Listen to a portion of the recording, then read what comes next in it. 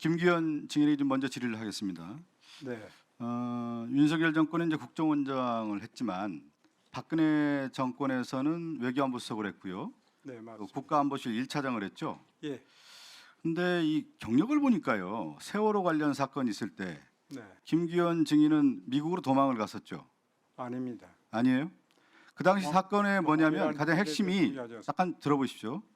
세월호 보고 시각을 조작했다는 혐의 때문에 아마 수사 선상에 올라왔었는데 그 당시에 김기현 증인이 미국으로 도망갔고 그 다음에 인터폴 적색 수배를 받지 않았습니까? 그 미국으로 도망갔다는 표현은 제가 받아들일 수 없습니다. 그 아무튼 전에 인터폴 적색 수배를 받았죠. 그건 뭐 그게 2018년 7월에 체포됐고요. 제가 저는 김기현 증인이 공적인 생활을 하셨으면 이 정도 됐으면 윤석열 정권에서 국정원장을 안 받았어야 돼요. 여기서부터 비극이 있었다. 제가 좀 보고 있고요. 추후에 더 질의를 하겠습니다. 이시원 증인은 윤석열 정권에서 공직기강 비서관이었죠. 맞습니다. 그 이전에 검사 생활하면서 서울시 공무원 간첩 조작 사건의 당사자 아닙니까? 그 주임 검사였고 공판 그렇죠. 검사였고 이 유성 씨가 무죄가 나니까 간첩 혐의 무죄 나니까 유성을 또 보복 기소해서 외환거래법 위반으로 보석 기소해서 대법원에서는 검찰의 공소권 남용이라고 해서 첫 사례가 된 당사자 아니에요? 두 번째 기소에는 관여한 바 없습니다. 아무튼 이 조작 기소의 당사자가 국가의 공직기강을 맡는 비서관이 돼서 여전히 지금 조작 대상이 되고 있는 증인이 됐다라고 하는 게 저는 비극이라고 봐요. 이 두 분이. 조작의 당사자들이 과거 정권에서 현 정권에서 했던 분들이 권좌에 앉아가지고 지금까지 있었다라고 하는 것이 비극의 이다. 이게 비극이다. 제가 그 이시원 증인에게 좀 질의를 할게요. 국정원으로부터 보고받은 사안들이 좀 있습니까? 좀 마이크 가까이 대시고요. 정확하게 답변하셔야 됩니다. 네, 필요한 사항들은 보고를 받. 필요한 사항이 어떤 겁니까? 제가 담당하고 있는 업무와 관련된 것입니다. 담당한 업무가 공직기강인데 예를 들어서 쌍방울 대북송금 사건 보고 받았습니까? 안 받았습니까? 그 부분에 대해서는 국회 증언감정법 3조 제1항에 따라서 증언드리기 어려움을 말씀드립니다. 그건 받았다는 얘기고요. 서해 공무원 피격 사건과 관련해서 보고 받았습니까? 안 받았습니까? 동일한 취지로 증언드리기 어렵습니다. 그건 보고를 받았다는 거죠. 공직기강 비서관이 왜 국정원의 쌍방울 대북송금 사건, 서해 공무원 피격 사건 보고를 받습니까? 이 개입한 거예요. 조작의 상황이 드러나는 거 아니겠습니까?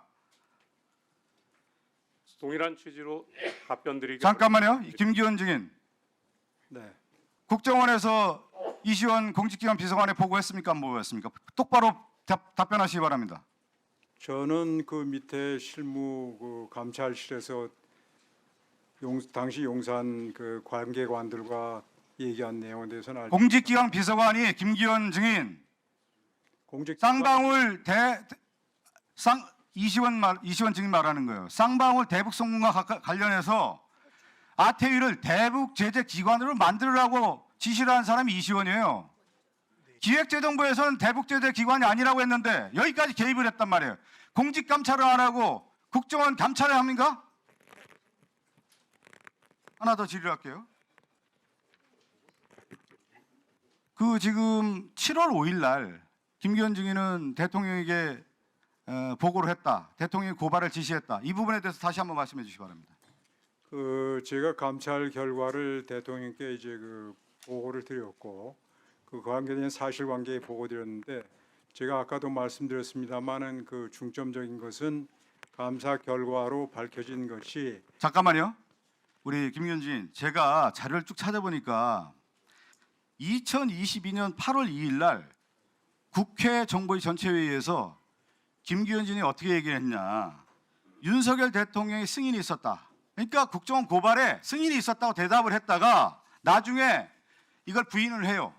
그러다가 잠깐 들어보세요. 2025년 9월 22일 날 검찰개혁 입법청문회 증인으로 출석을 합니다. 여기에서는 기억이 없다고 했어요.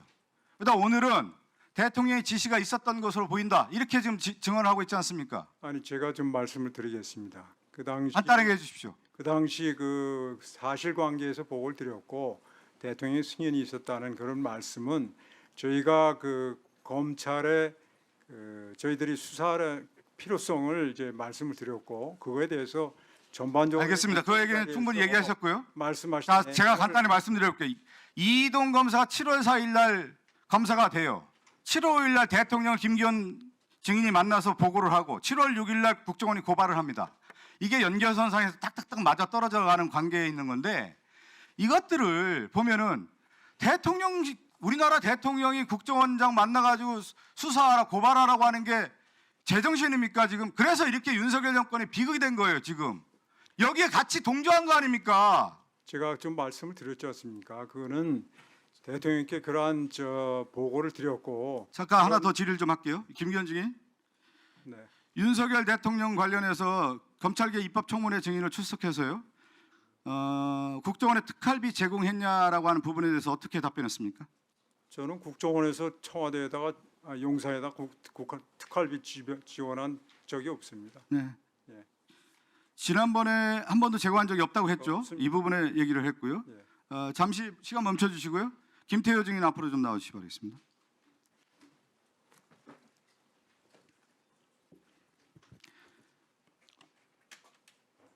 지금 제가 좀 살펴보고 있는데 국정원의 특활비 윤석열 대통령 당시에 김태효 안보실 차장에게 국정원 예산이 좀 제공됐다는 얘기가 있는데 이 부분에 대해서 말씀해 주십시오. 제공된 적이 없고 제 기억으로는 국정원에서 기획한 해외 영향력 사업이나 세미나 이런 거를 영수증을 다 증빙해서 국정원이 기획을 하면 그 세부 이행 사항을 같이 협조를 해서 했던 것으로 기억하고 있습니다. 관련 증언은 그렇게 했습니다. 네. 지금 국정원에서 제가 이시원 비서관에게 보고한 문건 이런 특활비 관련된 제가 자료 요청을 했기 때문에 이 자료가 들어오는 대로 다시 한번 제가 질의를 특활비가 아닐 하겠습니다. 겁니다. 노은채 증인께 좀 드릴게요. 네, 시간 잠깐만 멈춰 주십시오. 이 사건의 실체는 윤석열이 직접 지시를 해서 맥락을 보면 문재인 정권의 국가 안보 라인에 있었던 사람들을 정권 차원에서 제거하고자 하는 작업이 이루어졌다 이렇게밖에 볼 수가 없어요. 그것이 결국에는 이 사건이 이어졌고 문재인 정권에 있었던 안보 라인에 있는 사람들이 다 복부를 치르고 수사받고 재판받는 그런 과정이 있었다 이렇게 보는데 결국에는 그 칼날이 문재인 정권에 있었던 인사들에게 미친 거 아니냐 이렇게 보면 되는 거 아니에요? 어떻게 생각하세요? 네, 저도 그렇게 봅니다. 국정원에서 고발하고 또 검찰에서 수사가 개시됐을 때 사건을 은폐하기 위해서 국정원에서 SI 첩보와 보고서를 삭제했다고 되어 있습니다. 그리고 검찰에서는 25개 항목으로 해서 쪼개기 기소를 했습니다. 직위원 재판부에서 작년 12월 26일 날 1심에서 이 25개 혐의에 대해서 모두 무혐의 처분을 했습니다.